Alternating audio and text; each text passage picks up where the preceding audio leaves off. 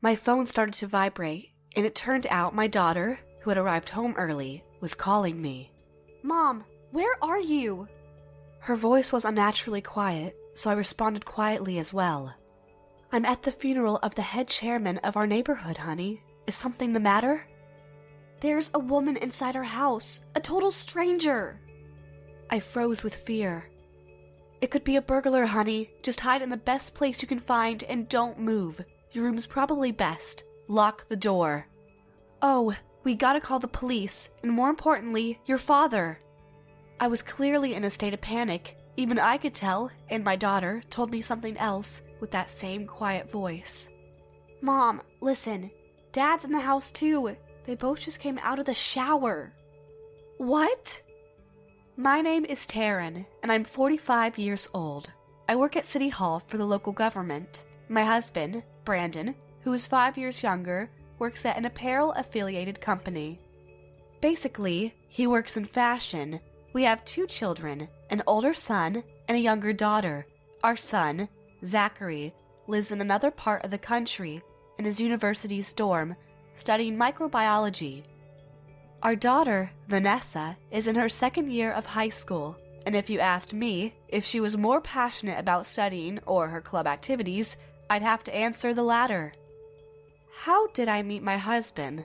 Well, it all started with a certain group date, as the kids call it these days. My friend was going on a group date, and she invited me to match the numbers. I can't go on a group date. What am I supposed to talk about with a guy I don't even know? Oh, come on, pretty please. You can just sit down and drink something. You don't even have to talk if you don't want to. But there's no one but old grandpas working at your job, is there? Now's your chance to get some younger, better guys' contact info. Back then, your social status pretty much depended on how many phone numbers of the opposite sex you had in your phone. While all my friends and peers were hired into fashion design companies and IT enterprises, I went into community service work. And that line of occupations permitted pretty much 0 opportunities to meet guys. That day, I went to my very first group date, and that was how I would meet my future husband. Brandon had a brilliant composure to him, and he had an excellent sense of style that made him stand out the most by far on that group date of all those years. Such was Brandon, and for some reason that I'll never understand, he took a liking to me and later asked if he could be with me. The friend who invited me was shocked. What? Why would he want to go out with someone like you? I really have no clue. I don't know what I have that could be appealing to any man. I'm so frustrated. Everyone was hoping they would become his girlfriend. I somehow managed to power through some amount of pressure from my friends and went on to be in a relationship with him. Why did you want to go out with me? Compared to my friends, I have nothing to show for. Something about your aura calms me down, you see? You make me feel something I've never felt before, and it's so nice. I was a bit worried about the fact I was dating a guy 5 years younger than me, but, unlike what his appearance suggested, he was naive in an adorable way, and he also liked to be spoiled. My job does have something to do with fashion, and I'm often a bit picky about how everyone looks, including myself.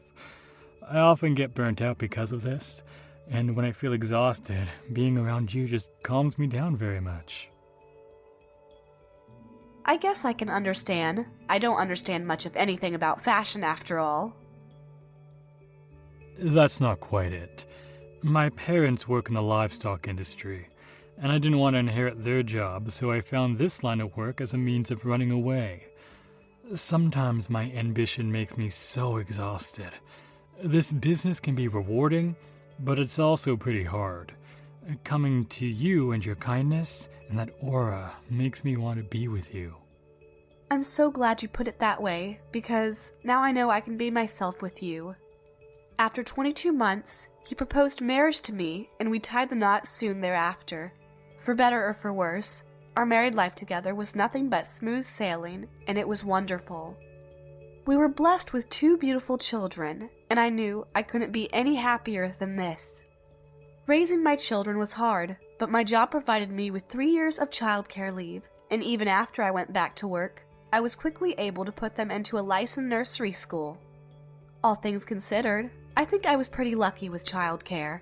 Apparently, Brandon's job and how much money he makes depends on the trends of a particular time and on how the economy's doing, more often than not. That's why he sometimes got stressed, and I had to endure some amount of anger and frustration from him a few times. Ugh, I'm so tired, honey. And you get support even during your childcare leave. Must be nice to have a stable salary rolling in even though you're not even working. Sometimes I feel like I'd kill to leave my job to find something that's more stable. While I was on my childcare leave, he did sometimes say things like that in a tone I did not appreciate. However, when our darling Zachary was diagnosed with an illness, he thanked me from the bottom of his heart, saying, I'm so sorry, honey, for leaving all the childcare work in your hands. You're the reason why I can go to work without any concern, and I want you to know I really appreciate that. After some time, I eventually grew more tolerant to his occasional outbursts, because I knew that deep down I was making a difference, and he was very, truly thankful for that. Brandon's outbursts became less frequent themselves, perhaps because he was also got more patient over time, and our fights became very sparse. With the years piling on slowly but surely as husband and wife, he probably started to consider the home something like a business partner, and perhaps he'll find ways to appreciate it. Such was our relationship, but recently, his company's performance took a nosedive and was staying below average for the better part of a month. Brandon currently holds the position of section manager, and he's working on a big, important project that could land him another promotion. His extra hours at the office were at an all-time high, and his stays overnight at the office, along the business trips and negotiations, were more frequent. His outbursts of frustration acted up again because I get to come home at a fixed time every day. Community service must be nice, for real. You sit down at a desk all day and you get to go home at around the same time every day. It's not so nice as you might think. I mean, sure, I may be committing less time to my job compared to yours, but it's a desk job. I really want to travel around, like you do. I get bored sometimes, sitting at my desk all day every day. For this project to work, I need the exquisite fashion sense of the youth now. You're 5 years older than me, and I can't get any inspiration. That's a little too far, don't you think? But it's true, isn't it? Your line of work is mostly designed for boring, old, incompetent grandpas, and you basically work for the same demographic mostly. It's behind the times, for real.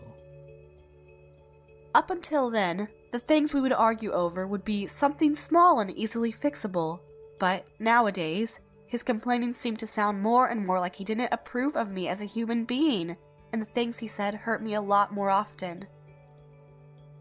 I'm going on a business trip starting tomorrow. I shouldn't really say that, considering the fact you've never experienced something like that before. Don't call me unless it's an emergency, alright? It'll be nothing but a nuisance otherwise. Is that so? I understand. My job, unlike yours, which only makes you sit at a desk for 8 hours straight every day to do work that had already been assigned to you, needs a lot of time to think and be flexible. You have to find the work yourself before you can actually do it. Things are hard these days, huh? It hurt me quite a bit, knowing that my own husband was making fun of my own job. I had been working for the community for a while, and I have lots of experience in the field, and I felt like I had a purpose to help the local people live the best lives they can. And I felt satisfied with it, knowing I was helping so many kind people, and this difference of opinion created a rift between Brandon and I, and it only became more obvious with time. Meanwhile, our children were at the age where they were completely focusing on themselves, and with school, studying, and their active social lives, Noticing their parents were having a dispute just simply couldn't occur to them. Zachary's doing his best in college, living in a dorm room, and finding out what it's like to live away from home on his own. He keeps me up to date on his studies and his social life, and I can vouch he's having a very fulfilling life. Vanessa often goes on trips with her basketball team outside the region for tournaments and training camps, leaving the house to me and my husband. Hello, Zach, my darling. How are you doing? What's new? Mom? I'm doing great. Thanks for asking. Something the matter? I just wanted to hear your voice, honey. It's a pretty bad time, I'm not gonna lie. I'm busy with an assignment right now. I'll talk to you later. I said he keeps me up to date, but it often doesn't seem enthusiastic on his part. My calls were often something like that, and something like, Hey, Mom, do you think you could send me some money? I need to buy a new pair of shoes. What? Again? You brought a new pair not too long ago, honey. It was a pretty bad choice, honestly. The soles got worn pretty quickly. Thanks, Mom. See you later. That daughter of mine, only coming to her mother because she needs an allowance. Even without my help, my children can do what they want to do with themselves. They're very independent. While I was happy, I didn't have to take care of them very much anymore. A part of me felt pretty lonely too. Call it a mother's bane, and also a wife's bane. Two things were making me a bit miserable these days. The fact that I wasn't fully adapting to living a life without seeing much of my children, and the fact my own husband, who was struggling to keep afloat at his job, was scorning me and the work I did for a living. There were some days when the loneliness and sadness just settled in pretty overwhelmingly, and it sometimes was hard not to cry at work. Such was life for some time, until one day, late at night, when I welcomed Brandon home, I noticed a discernible scent of soap coming from him. I thought it was just my imagination playing with me, but then I grew skeptical of the idea, because he smelled like soap every single time we got back home after that. That could only mean one thing. Brandon was bathing before coming back home. Hey, honey, you're coming home pretty late these days consistently. Do you go somewhere every night, or? I'm always at work, damn it! You don't think I'm going out gallivanting and wasting my money on bullshit, do you? I don't, but it's just... Furthermore, I discovered long strands of brown hair clinging to his clothes when I took them out of the washing machine. My hair, as well as my daughter's, are both short and black. I started to suspect he was having an affair, but, considering how I couldn't really have a proper conversation with him, being so short a temper these days, I didn't know how to deal with it, and for a while, it concerned me a lot. During that time, the head chairman of our neighborhood council suddenly passed away, and I was invited to the funeral. I say invited when mostly I mean I would be helping out with the ceremony, and I was also to spend a night elsewhere. Vanessa is away on a training camp since the day before yesterday and therefore isn't at home right now. She was scheduled to come back home on Sunday night. That night, Brandon would be alone in the house. I have to help out with the funeral of the neighborhood council chairman, and I'll be gone overnight. Well, good work, I guess. I come home late every night now, so I guess I just really don't care, to be honest.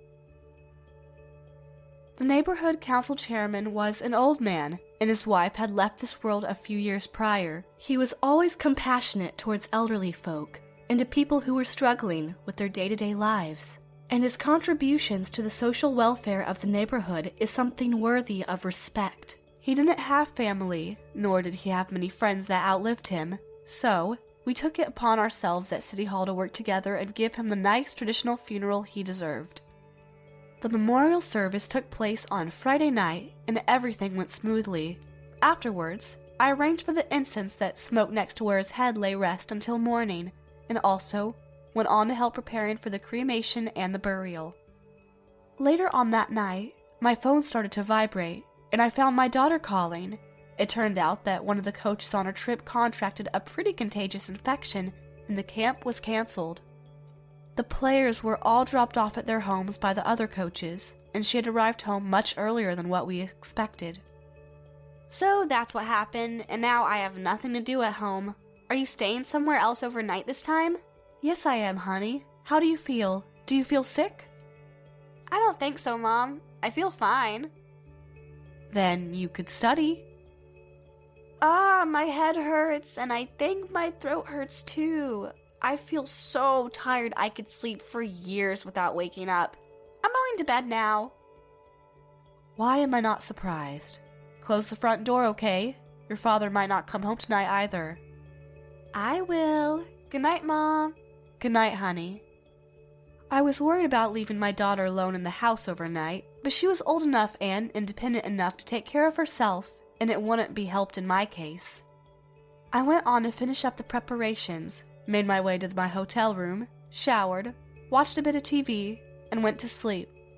Saturday morning, the next day, we were right in the middle of the ritual chanting during the council chairman's cremation when my daughter called me again. Mom, where are you? Her voice was unnaturally quiet, so I responded quietly as well. I'm at the funeral of the head chairman of our neighborhood, honey. Is something the matter? There's a woman inside our house, a total stranger. I froze with fear. It could be a burglar, honey. Just hide in the best place you can find and don't move. Your room's probably best. Lock the door. Oh, we gotta call the police, and more importantly, your father. I was clearly in a state of panic. Even I could tell, and my daughter told me something else with the same quiet voice. Mom, listen. Dad's in the house too. They both just came out of the shower. What? Mom, what should I do? I didn't realize Dad was also home, and I actually just called the police before calling you. Before I hung up, I instructed her to stay in her room and to not come out until I got home. I then immediately called Brandon. He doesn't seem to answer. As far as I could tell, the woman that Vanessa had seen was none other than the woman who my husband was having an affair with. The fact that he'd just come out of the shower meant that my daughter's own father was cheating on her mother in the very same house where she was. I continuously tried reaching out to Brandon, and after perhaps a dozen attempts, he finally answered the damn phone. He sounded extremely annoying, and his tone was unlike anything I ever heard from him. The hell do you want? I'm very busy right now. Listen, someone's inside. I admittedly sounded like a chicken scared shitless, and Brandon got furious and prevented me from saying any more. Why the frick are you calling me? If it isn't something important, don't freaking call me at all, damn it! I could hear police sirens wailing in the background on his end, and then I said, "It's over." Wait, what? What do you mean? I could hear the police sirens getting louder on his end. I was pretty sure there were more than one police car surrounding the house right now, and I could even hear the faint hum of a fire truck. What followed was the sound of a police officer shouting angrily as he pounded his fist on the door, and the screams of the woman who was having the affair with him. I hung up, brought my arm down onto my waist, and gripped my phone firmly. What was poor Vanessa thinking right now? Caught right in the middle of this disaster. Thanks to my incompetence of confronting my husband about his affair, I'd risked the safety of my own darling daughter. I immediately felt so ashamed of my laziness and indecisiveness. Hearsay thereafter revealed that Brandon tried to send the police back by explaining to them that the report was a complete mistake. But when the police told him that the name of the person who reported to them was none other than his own daughter, he was dumbfounded. What? My daughter? But she's away on a basketball training camp, officer. I've been alone in this house this whole time, I assure you. Your daughter is inside this house. Care to tell me where she is, buddy? Are you sure you're the owner of this house? Who's that woman behind you? The police smelled a legitimate crime and interrogated him and the woman for some time afterwards. I left for home in the middle of the cremation process. By the time I arrived, rushing in through the front door, 2 officers stood there, blocking the way in. 2 other police cars were parked strategically, just in case there really was a burglar. I am the owner of this house. This is my husband, and that woman is his lover. My daughter is waiting, scared in her bedroom right now as we speak. I shouted all of that at once. I caught Brandon and his lover in their undergarments, facing interrogation from the officers. Upon seeing me, both my husband and the woman behind him became wide-eyed. The officers seemed to have understood what was actually going on, and one of them fetched a megaphone from their car and called for Vanessa to come down. Your mother's home now, Miss Vanessa Richards. You may come down now. Vanessa promptly appeared from her room, and as she pushed past her father and the woman clutching his arm, glaring at them and their pathetic undergarments with tearful eyes, started to sob as she threw her arms around me. That glare from his daughter might as well have been a M18 bullet. Brandon went dangerously pale and collapsed to his knees, sobbing. Vanessa let her voice be heard as she cried into my shoulder, and minutes of me rubbing her head, caressing her hair, and offering words of consolement passed. Brandon admitted to having an affair, convinced his wife and daughter were absent from the house. After the police checked and double-checked if the person who reported to them, namely Vanessa, was okay, determined the situation as non-criminal and promptly returned to the station, paying their respects. I thanked them for their service and sent them off with a homemade treat, and as they started to drive away, the officer used the megaphone to say, We may not be able to arrest you, but that doesn't mean what you two did to Mrs. Richards and her daughter isn't forgivable. You should be ashamed of yourselves, Brandon Richards, Christine Mahone. This was cruel and inhuman. Justice is served. You understand the consequences, I hope. Brandon just stared at the floor and never looked up. After the police left, I said to my husband and to his bitch, Do you realize how serious your crimes are? Did you not stop and think about what you were doing? No, you don't understand. This is our family home, Brandon. You did the unspeakable in this house, with a child present no less. Shame on you. I thought Vanessa was away on her training camp. I didn't think anyone was home. Something just snapped inside me. When have I ever said this would be okay if she really was on her training camp? Your stupid excuse are not gonna help you. Do you need brain surgery, Brandon? What is going on with you? She said she wanted to come to my house. Wait, what? No, I didn't say anything like that. You're the one who invited me. That's enough. I understand now. Seems like my logic can't reach you two dumb pricks. Just please, put on some decent clothes, and then get the hell out of this house and never come back. The woman who was having the affair with my husband walked away, mumbling curses and vulgar language to herself, and when she left without ever turning around when she was done with getting changed and packing up her stuff. Brandon took a lot longer, and I said to him, We're on the same page, right? We're getting a divorce. Of course you went and had an affair, prepared to divorce me in any case, right? Now hold on a second, let's think rationally for a bit. A divorce is too drastic. I was only messing around with that woman. I never once loved her the same way I love you, Taryn. Messing around, huh? Yes, I was messing around. So, you know. Someone who goes about messing around with some other woman, stabbing me in the back and brutally hurting their own daughter in the process was never my family. Brandon failed to respond. I turned my back to him and strode out of the room, Vanessa at my side, and never looked back. That very same day, I took my daughter to my parents' house. Their hearts broke when they discovered their granddaughter in tears, shaking and sobbing. Zachary, who'd received the news from his sister, quickly came back home too. I told my children the truth about what I felt. To be honest with you two, I suspected your father was having an affair for a while now. You must be ashamed of me for not taking action sooner, and for letting this whole situation get worse with time. I'm so sorry. Why are you the one that's apologizing, Mom? You didn't do anything wrong. Dad should be the one to apologize. I hate him. I despise him. I never want to see his face again. I kind of figured you'd do something like that sooner or later. You're a little bit dull sometimes, Mom, after all. I was surprised with what my son just said. Hang on, Zach, honey. What do you mean by that? I have a friend who acts a lot like Dad, you know? That kind of person just always lies and never tells the truth about anything. He bit off more than he can chew when it came to work, and maybe he could also be irresponsible. He's a good person when things are going well, though. You looked at your father in that way? Yeah, I did. He was always on his phone, even when I came home for the summer. I could literally see the huge number of hearts the chat history showed reflected in his glasses. You never noticed anything, so I was actually worried about you.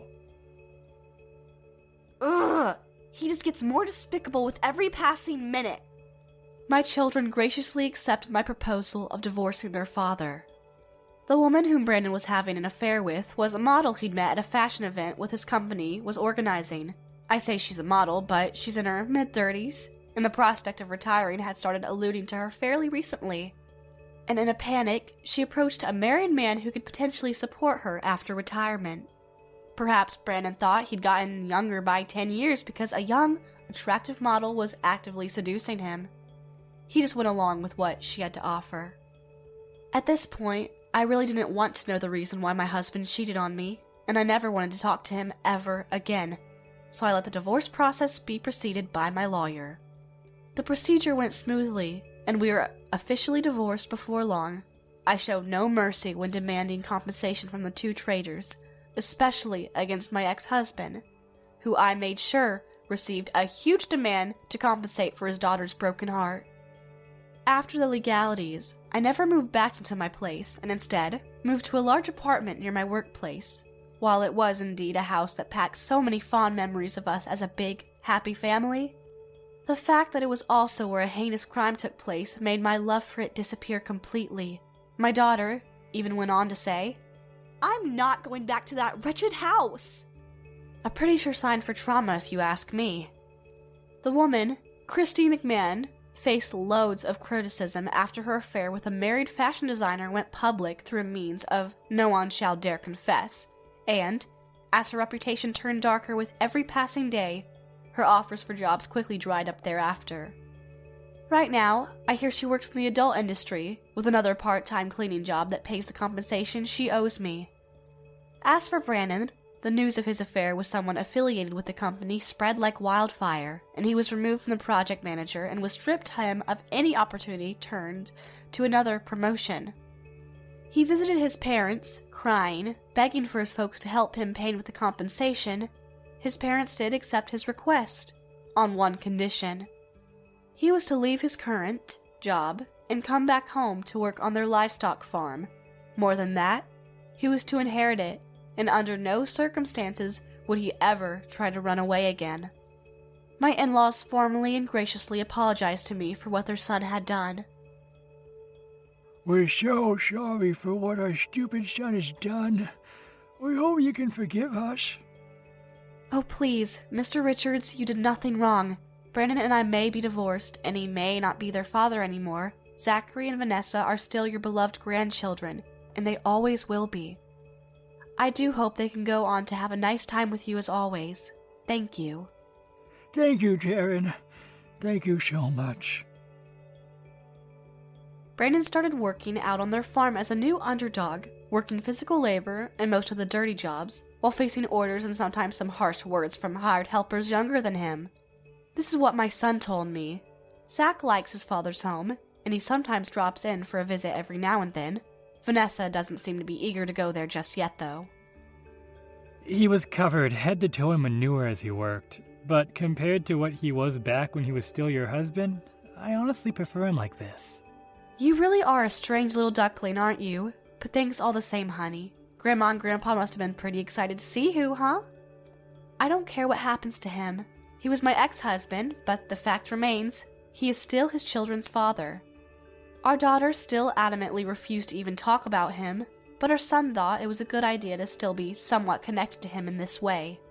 Zach plans to go off to find work outside the region soon after he graduates university. He mentioned he wanted to pursue a career in community welfare, much like the job I do every day. Helping people live better lives and making the city better as a whole. I'd never known he wanted to become someone like that, and I was so happy when he told me. Vanessa wants to use her natural love and talent for sports to its fullest, and now she's thinking about becoming a physical therapist. She's going to a vocational school in another region, and so far, so good it seems. My children have started to carve their own futures, and I'm so proud of both of them. As for me, I thought it was finally time for me to stop longing for my children, and instead decided to take up a hobby, and perfect timing too. There was an event hosted by the City Hall that introduced a theater musical organization, and they were recruiting extras, so I signed myself up. It seemed my physical movements and my voice caught the attention of some producers, and it didn't take long before I was offered more jobs to act in upcoming plays and musicals. I was about to head into a new world of art and excitement, but I think that should be a story for another day. Thanks for listening, and I hope you have a nice day.